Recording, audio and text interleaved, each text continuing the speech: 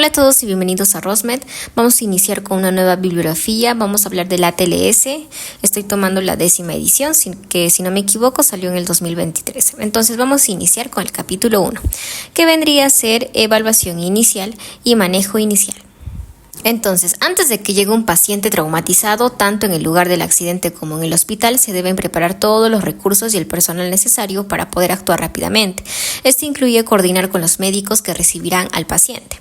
Ahora, se nos menciona algo que vendría a ser el triaje, que de hecho lo vamos a profundizar de esto más adelante, pero podemos decir que este es el proceso de clasificar, o es un proceso para poder clasificar a los pacientes según la gravedad de las lesiones.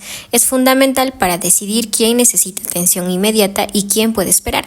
Esto ayuda a priorizar el tratamiento, especialmente en situaciones de múltiples víctimas, ¿no? Entonces, para esto vamos a mencionar algo que de hecho estoy segura que ya lo han escuchado, que vendría a ser el ABCDE.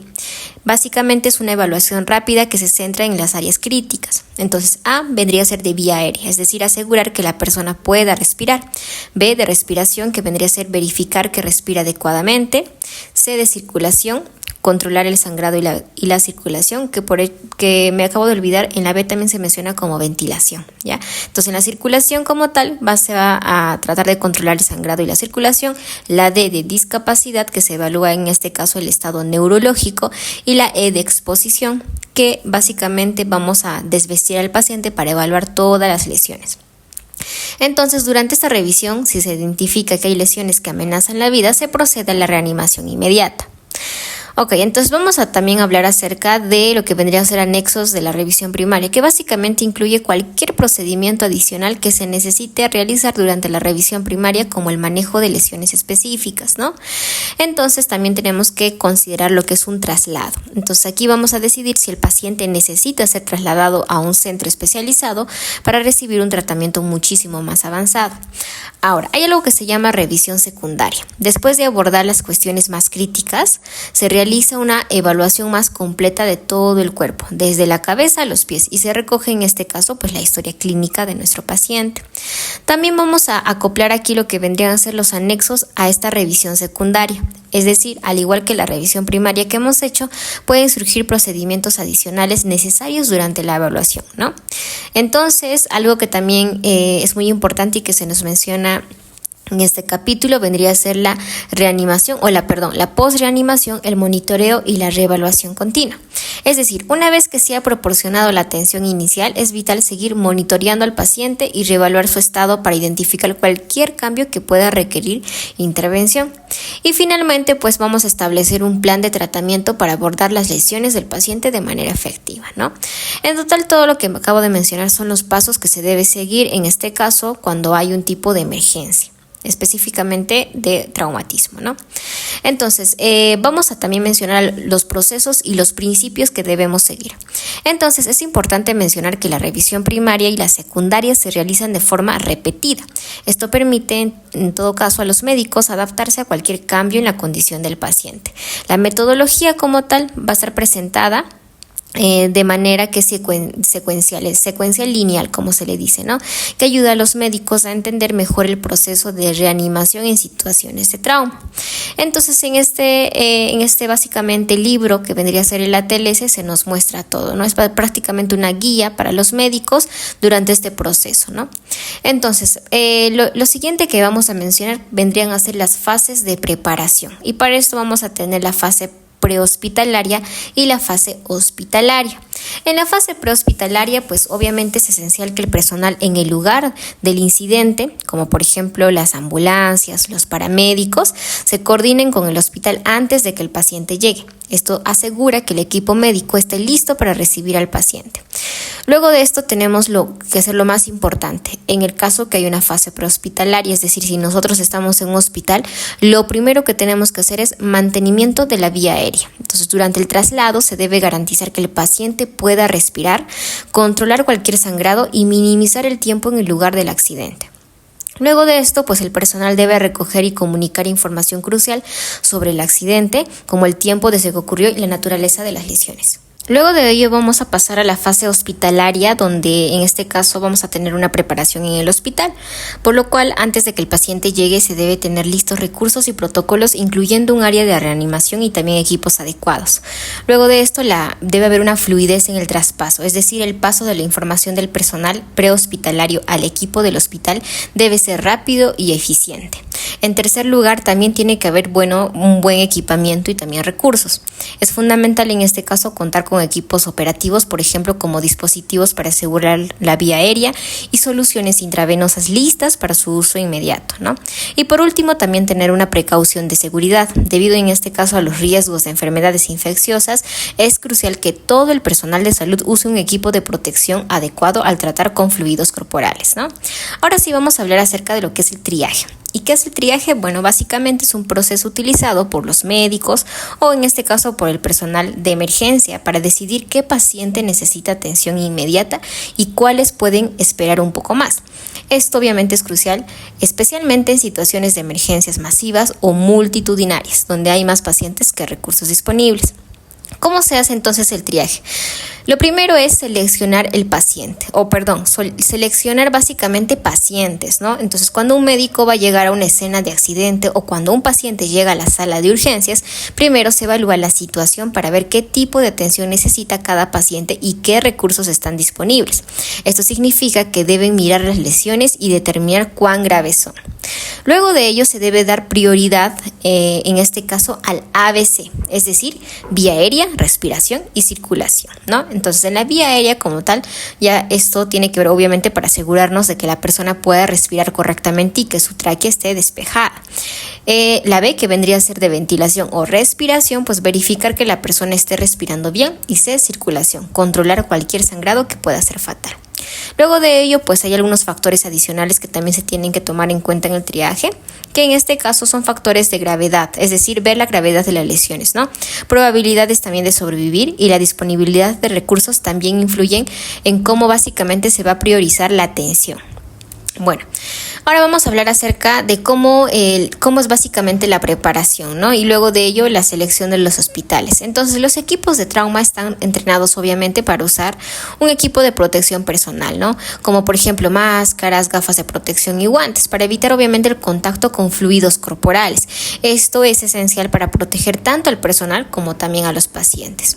Y luego de ello, pues obviamente el triaje también nos va, en este caso, proporcionar información de decidir a qué hospital en este caso va a ir un paciente, o en este caso, por ejemplo, si un paciente tiene lesiones severas, debe ser llevado a un centro de trauma en lugar de un hospital general, si el trauma en este caso obviamente si está disponible el centro de trauma, ¿no? Luego de ello también tenemos que ver los tipos de situaciones en un triaje, ¿no? Podemos tener múltiples víctimas o también puede haber un saldo masivo de víctimas, ¿no? La diferencia es en que cuando tenemos múltiples víctimas, pues es una situación que se presenta cuando hay un número elevado de pacientes, pero la severidad de sus lesiones no excede la capacidad de atención del equipo médico. Entonces, aquí los pacientes con lesiones que amenazan la vida son atendidos primero. En el caso que hay un saldo masivo de víctimas, por ejemplo, es decir, hay tantas personas heridas que el hospital no puede atender a todos de inmediato, en estos incidentes se prioriza el tratamiento de aquellos que tienen más posibilidades de sobrevivir y que requieren menos recursos y menos tiempo de atención. Vayamos ahora a hablar acerca de lo que es la revisión primaria con reanimación simultánea. En situaciones de trauma, en este caso se va a realizar, como mencionamos, una revisión primaria para evaluar rápidamente a los pacientes y establecer prioridades de atención. Esta evaluación se va a basar en la gravedad de las lesiones, los signos vitales y el mecanismo de trauma. La meta en sí es manejar las funciones vitales de manera simultánea con evaluación. ¿Y cuál es este proceso de evaluación? Bueno, en primer lugar, como mencionamos, los signos vitales deben ser obtenidos de forma rápida y eficiente. Esto incluye el pulso, la respiración y la presión arterial. Luego de ello vamos a hablar acerca del ABCDE de la atención del trauma, ¿no? Entonces, nuevamente, Recordemos A, vía aérea, es decir, evaluar y asegurar que la vía aérea esté despejada, teniendo en cuenta la restricción del movimiento de la columna cervical. B, en este caso obviamente ventilación, respiración, evaluar la respiración y la ventilación. C, circulación, controlar cualquier hemorragia. D, déficit neurológico, es decir, evaluar el estado neurológico del paciente. Y E, exposición, que básicamente se refiere al control del ambiente, ¿no? Es decir, exponemos al paciente, es decir, quitamos la ropa para buscar lesiones manteniendo la temperatura corporal. Un dato que me gustaría añadir aquí son 2 nuevas letras que se han proporcionado, que de hecho no lo dicen en la TLS, pero sí preguntan los doctores, que vendría a ser la X, que es básicamente de control de hemorragia exsanguinante, y la F, que vendría a ser ECOFAS, ¿no? Que básicamente es un dispositivo para poder observar si hay líquido, en este caso en las cavidades abdominales, ¿no? O también las torácicas. Bien, entonces vamos a ir entonces luego con la evaluación rápida, ¿no? Algunos médicos como tal pueden también hacer la evaluación inicial, por lo menos en aproximadamente 10 segundos, que es lo que se espera, ¿no? Preguntando obviamente al paciente su nombre y qué le sucedió. Respuestas, por ejemplo, coherentes nos van a indicar que la vía aérea, la respiración y el nivel de conciencia no están comprometidos. Si no hay respuesta adecuada, esto sugiere que la necesidad de una evaluación, hay una necesidad de evaluación mucho más profunda que en este caso los 4 primeros que mencionabas, ¿no? Es A, B, C o D, ¿no? Entonces tenemos que profundizar más de ello. Ahora, ¿cómo se hace el manejo de la vía aérea? Primero, identificación de las obstrucciones. Vamos a buscar signos de obstrucción en la vía aérea, como cuerpos extraños o fracturas faciales. Si hay sangre o secreciones, en este caso se debe aspirar. Segundo, comunicación verbal. Si el paciente puede hablar, es probable que su vía aérea esté permeable, pero se debe hacer una reevaluación incluso continua, ¿no? Es decir, cada cierto tiempo. Tercero, establecimiento de vía aérea. Para esto, algunos pacientes con traumatismo craneal severo o un nivel de conciencia bajo, por lo menos menor a 8, se requiere por lo menos una vía aérea segura, como la intubación endotraqueal. Y luego de ello también las maniobras iniciales, ¿no? Por ejemplo, la tracción mandibular o la elevación del mentón son intervenciones iniciales efectivas. En este caso, si el paciente está inconsciente y no tiene reflejo de vómito, se puede usar una vía aérea orofaringea temporalmente. Bien, ahora otra de las cosas que tenemos que saber es que debemos proteger la columna cervical.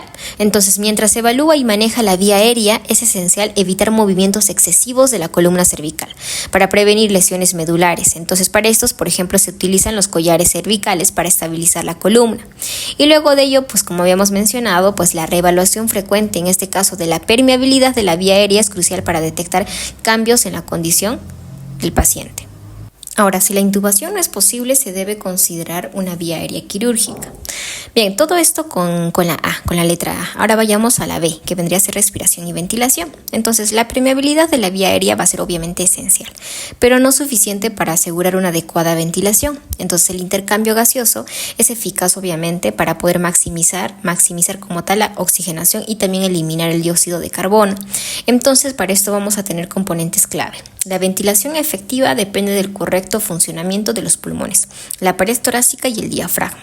Entonces, por lo tal, es fundamental que los médicos evalúen rápidamente cada uno de estos 3 componentes, ¿no? Pulmones, pared torácica y diafragma. Ahora, también tenemos que hacer una evaluación física, es decir, por ejemplo, debemos ver si hay distensiones venosas yugulares y en este caso cuál es la posición de la tráquea, ¿no? Es decir, por ejemplo, con un examen visual de cuello y el tórax del paciente podemos saber esto. Ahora, auscultación, para verificar el ingreso del aire a los pulmones tenemos que obviamente auscultar, ¿no? Luego inspección y palpación, que básicamente es para detectar lesiones torácicas. Luego de ello, percusión, que vendría a ser básicamente cuando en este caso podemos ver si hay algún tipo de ruidos extraños, por ejemplo, específicamente para identificar anormalidades, ¿no?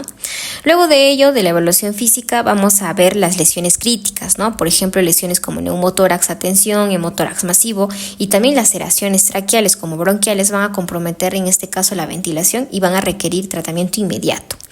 Luego de ello, la oxigenación como tal. Todo paciente lesionado debe recibir oxígeno suplementario, preferentemente a través de una máscara reservorio por lo cual no se está siendo intubado, ¿no?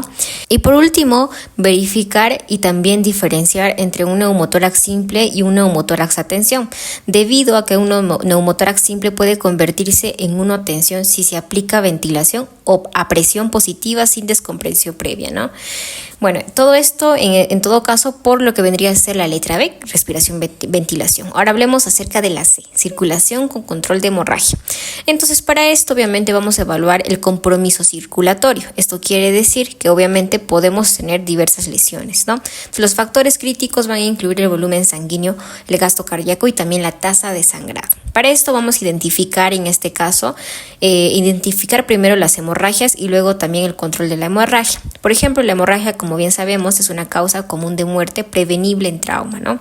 Aparte que la identificación rápida de este y el control de hemorragia, pues obviamente van a ser pasos muy esenciales para actuar de manera rápida, ¿no? Luego de ello, pues la evaluación hemodinámica, ¿no? Para esto vamos a preguntar por lo menos o vamos también a inspeccionar el nivel de conciencia. Por ejemplo, un descenso puede indicarnos compromiso hemodinámico, ¿no? Además, también otro de los aspectos muy importantes que vendría a ser la perfusión de la piel. Es decir, por ejemplo, cambios de coloración nos pueden indicar también hipovolemia, ¿no? Y obviamente el pulso, ya que un pulso rápido y filiforme es signo de hipovolemia. La ausencia de pulsos centrales va a indicar, por ejemplo, necesidad de reanimación, ¿no? Ahora, ¿cómo hacemos el manejo de hemorragias? Para esto vamos a dividirlos en hemorragias externas e internas. En las hemorragias externas, pues obviamente vamos a controlar la revisión primaria mediante compresión directa, ¿no? En el caso que sea una hemorragia interna, primero vamos a identificar mediante un examen físico y también imágenes. Por ejemplo, hemos mencionado el ECOFAST. Y en este caso el manejo obviamente va a incluir también la descompresión torácica y también la estabilización, ¿no? Luego de ello, pues obviamente la reposición del volumen, ¿no? Para esto vamos a establecer un acceso venoso, idealmente en este caso con catéteres periféricos de alto calibre. Para esto obviamente se va a recomendar la reposición agresiva de líquidos, comenzando con soluciones cristaloides, ¿no? Como tenemos isotónicas, hipotónicas y también las hipertónicas, ¿no? Por ejemplo, el lactato de Ringer, ¿no? El Ringer lactato. Luego de ello también pues obviamente evaluar si es que tenemos que hacer una reanimación en todo caso, ¿no? Obviamente, ahora hablando de la reanimación, se menciona que la reanimación excesiva antes de controlar la hemorragia puede aumentar el riesgo, en este caso, de morbilidad, ¿no? Ahora, otra de las cosas que tenemos que ver también en la circulación es la coagulopatía como tal. Entonces, los pacientes traumatizados severos pueden obviamente desarrollar coagulopatía, lo que obviamente va a aumentar el riesgo de hemorragia continua. Además que se menciona que el uso del ácido tranexámico nos va a ayudar y puede ser beneficioso si se administra en las primeras horas post-lesión. Vámonos a la D, que vendría a ser en este caso la evaluación neurológica que vamos a hacer, ¿no? Entonces, para esto, obviamente, nuestro objetivo es, obviamente, determinar el nivel de conciencia y la posible lesión medular. Y para esto vamos a utilizar una escala que es muy importante, que vendría a ser la escala de coma de Glasgow. Entonces, obviamente, este método de hecho, es un método objetivo en el cual nos va a ayudar a poder evaluar el nivel de conciencia. Además, que en este caso, la importancia de este procedimiento es ver cuán alterado está el nivel de conciencia y en este caso si es que puede requerir una reevaluación inmediata de oxigenación y también de la ventilación. Bien, ahora vayámonos a la letra E, que vendría a ser exposición y control del ambiente. Para esto obviamente vamos a desnudar al paciente, vamos a sacar toda la ropa, ya que esto obviamente nos va a ayudar a hacer una evaluación muy general, ¿no? Entonces ya es más detallada también. Entonces, para esto obviamente vamos a también tratar de cubrir en este caso con mantas calientes para prevenir hipotermia y en todo caso también vamos a tener un ambiente cálido o tratar de tener un ambiente cálido y calentar los líquidos intravenosos. Bien, todo esto en todo caso con la revisión primaria, ¿no? Luego de ello mencionamos que teníamos que hacer un monitoreo y también en todo caso un monitoreo general y un monitoreo específico. En el monitoreo general como tal vamos a incluir un electrocardiograma, también vamos a utilizar una oximetría de pulso, una capnografía, la frecuencia respiratoria y también los gases en la sangre arterial, ¿no? Obviamente aquí podemos también considerar la colocación de una sonda vesical para evaluar el gasto urinario y la presencia de la hematuria. así como también una sonda gástrica para descomprimir el estómago y detectar sangrado, ¿no? Luego de ello también es crucial por lo tal obtener y evaluar parámetros con presión arterial, la frecuencia cardíaca, la frecuencia respiratoria y valores de gases en sangre, ya que obviamente van a reflejar la eficacia de la reanimación. Esto de una manera muy, si bien es cierto, completa pero general. Ahora vayámonos al monitoreo específico. Aquí, como habíamos mencionado, vamos a utilizar un monitoreo electrocardiográfico, ¿no? Entonces, esto nos va a ayudar a detectar arritmias que pueden indicar contusiones cardíacas o complicaciones como taponamiento cardíaco o neumotórax. Atención. Y en segundo lugar, la oximetría del pulso, ¿no? Entonces vamos a utilizar esta herramienta para poder monitorizar la oxigenación colocando un sensor en un dedo o también en un lóbulo de la oreja. Ahora, es importante comparar los resultados de oximetría con los de gases en sangre arterial para identificar posibles errores. Luego de ello, pues la frecuencia respiratoria, la capnografía y los gases en sangre arterial, ¿no? Estas medidas nos van a ayudar a evaluar la ventilación del paciente. La capnografía como tal en particular obviamente es muy útil para confirmar si debemos hacer una intubación y también monitorizar la ventilación, ¿no? Esto por parte del monitoreo específico.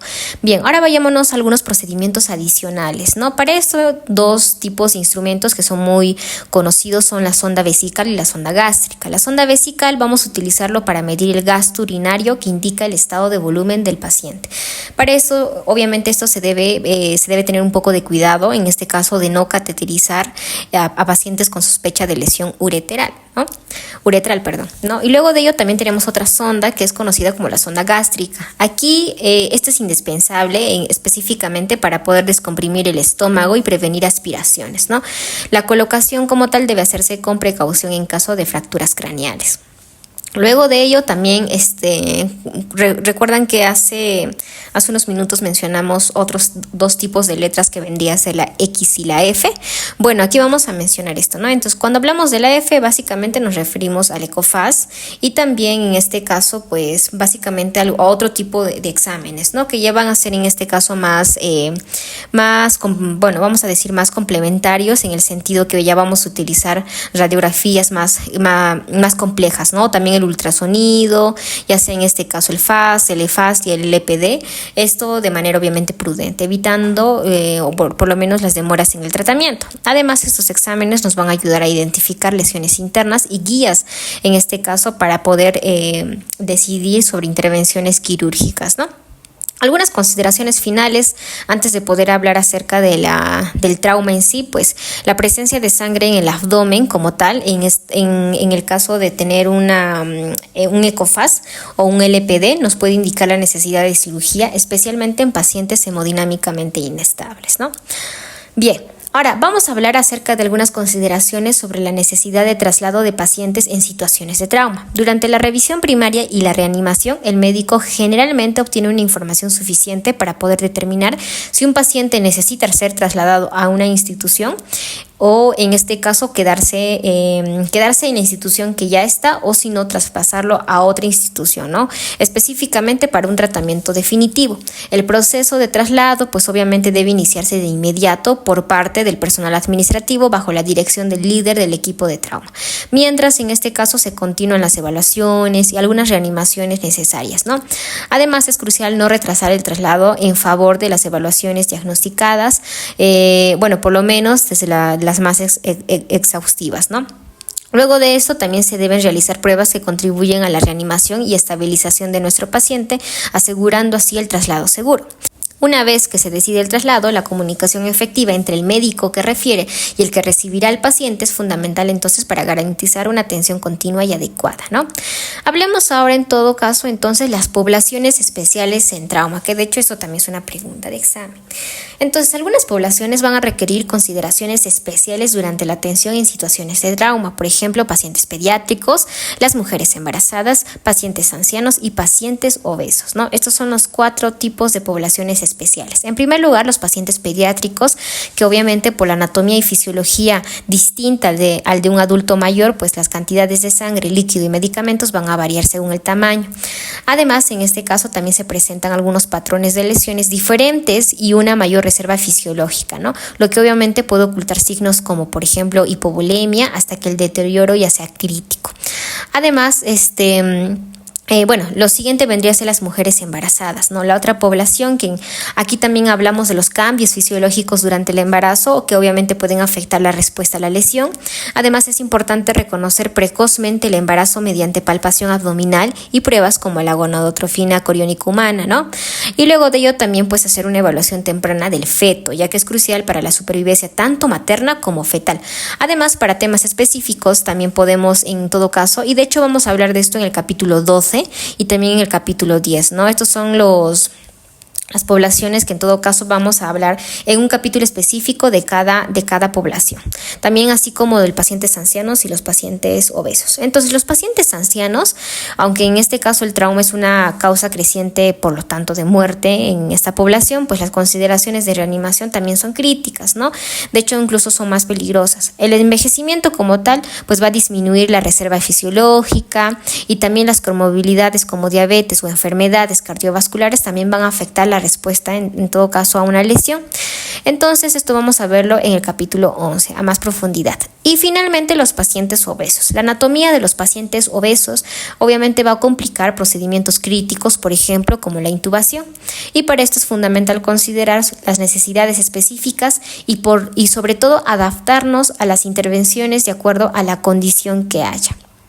Bien, entonces nuevamente todo esto pues es una revisión primaria. Como mencionamos, siempre se van a estar haciendo revisiones primarias y luego de ello una revisión secundaria, ¿no?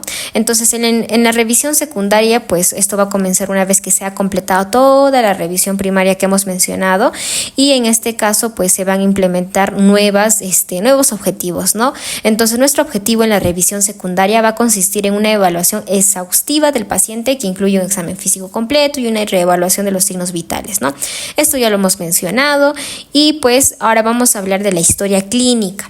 Entonces, la evaluación médica debe incluir por lo tal la historia del mecanismo de la lesión, ¿no? Lo cual puede obtener obviamente, lo podemos obtener en todo caso del personal prehospitalario, es decir, por ejemplo, de la ambulancia o del equipo paramédico, ¿no? O también de los familiares, dado que el paciente puede, en este caso, si está inconsciente, no nos va a poder proporcionar esta información. Entonces, para esto, el ATLS nos va a indicar una regla que es conocida como amplia. ¿Qué nos dice esta regla amplia, que básicamente es una mnemotecnia? Pues nos dice lo siguiente: alergias, medicamentos actuales, patología en todo caso pasada o también el embarazo, la libación y la última comida, y ambiente relacionado con la lesión o eventos, ¿no? Entonces ahí tenemos amplia. Entonces, de acuerdo a esto, pues obviamente vamos a hacer la inspección, ya sabemos cómo se hace una historia clínica, la anamnesis, todo ello, ¿no?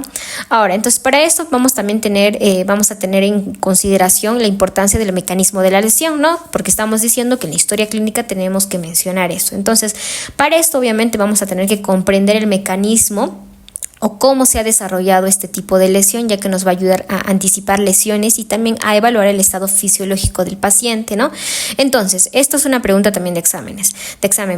Las lesiones se van a dividir en tres: trauma cerrado, que es común en colisiones de automóviles y caídas; trauma penetrante, que depende de factores como la región afectada y la velocidad del proyectil; y las lesiones térmicas, que incluyen quemaduras y complicaciones por inhalación de humo o también la exposición a productos químicos, ¿no? Entonces, todo esto por parte de la historia clínica.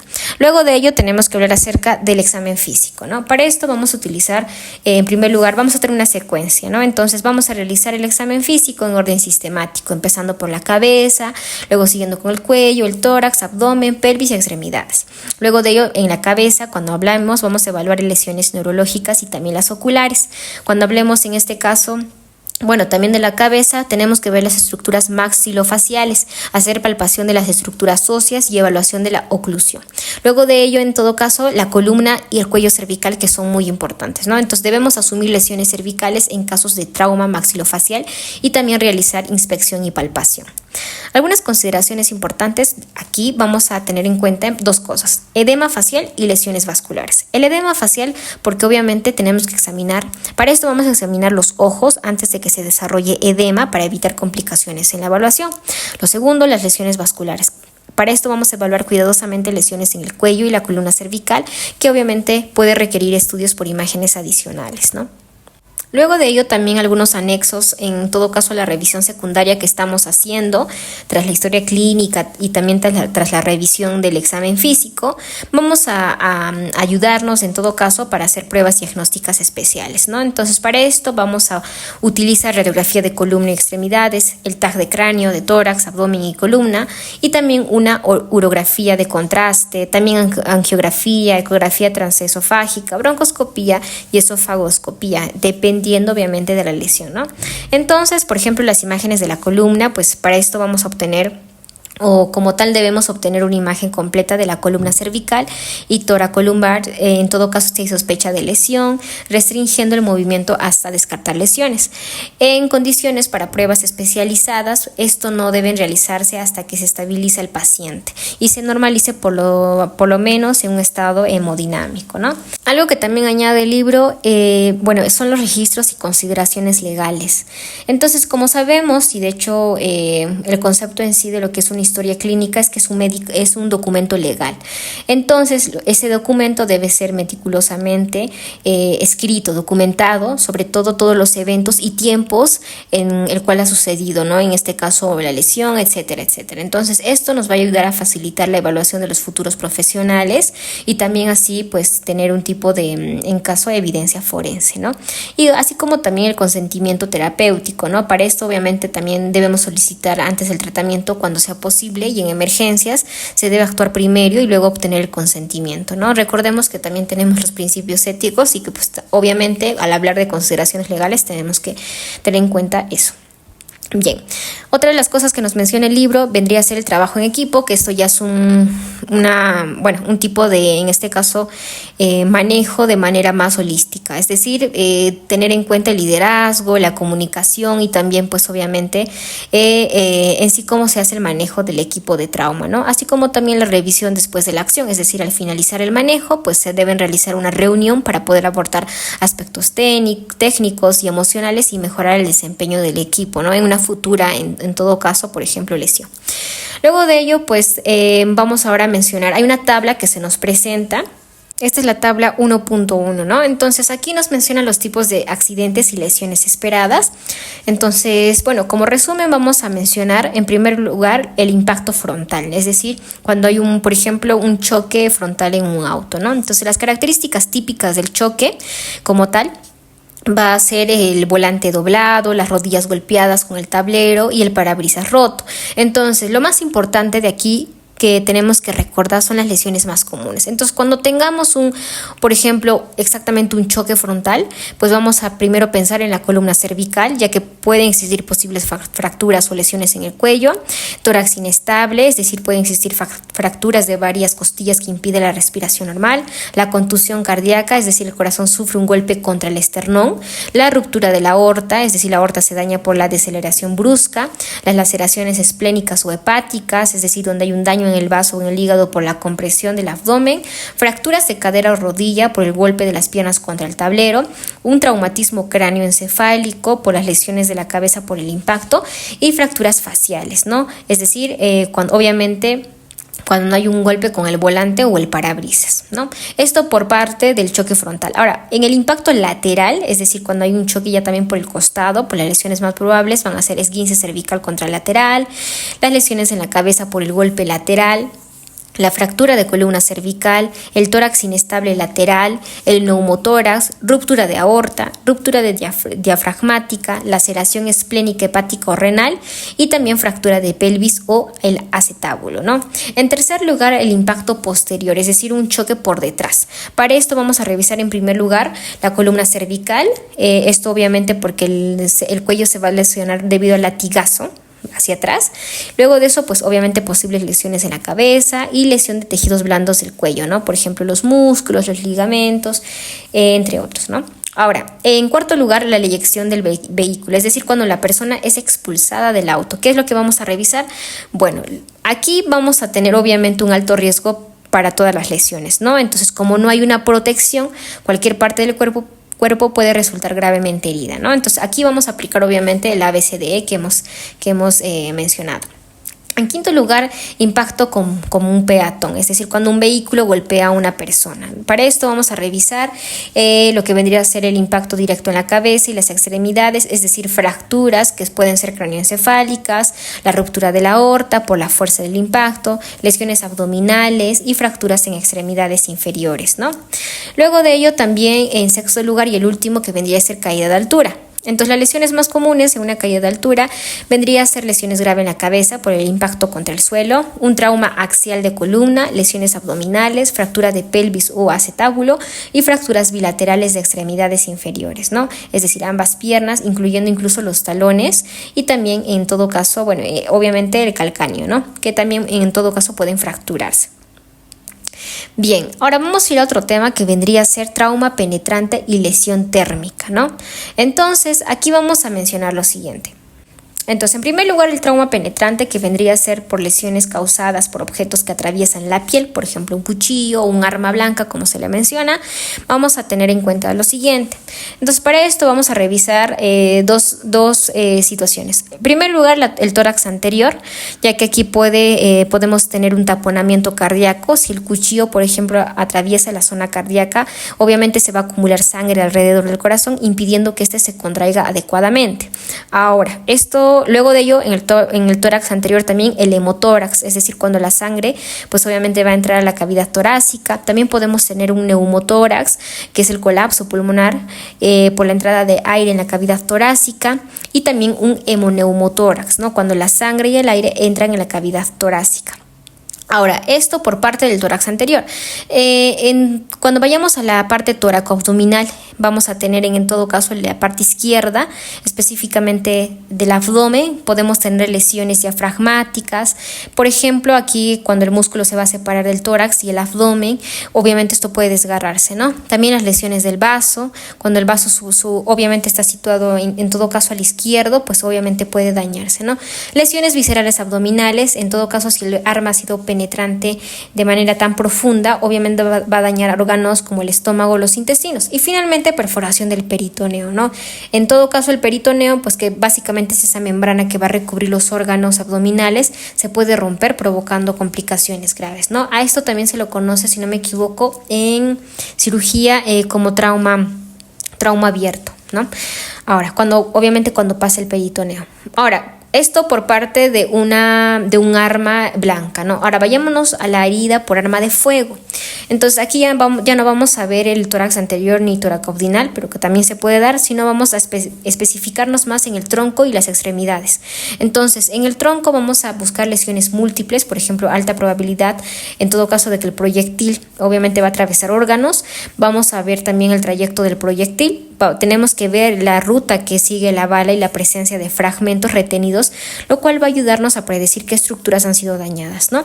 Así como también vamos a revisar lesiones neurovasculares, algunas fracturas y también algo muy importante que es el síndrome compartimental.